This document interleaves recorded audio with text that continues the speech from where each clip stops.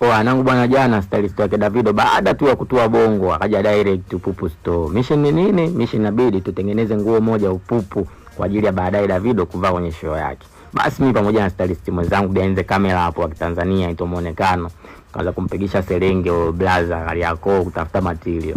Ila wanangu changamoto ilikuwa ni moja.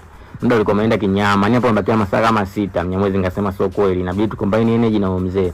Kwa mzee ndio anifundisha mimi kubaruza kama chizi. Basi kweli tukabaruza, tukamaliza hapo, tukaingia tena Kariakoo, tukamalizia shati nini.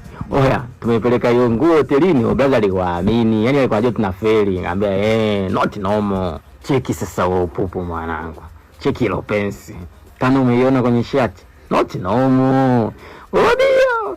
Basi Wanyamwezi tupo zitu backstage nini, tukawa tuna have good time kama unavyojionea hapo nini. Wewe sikilizia mwenyewe.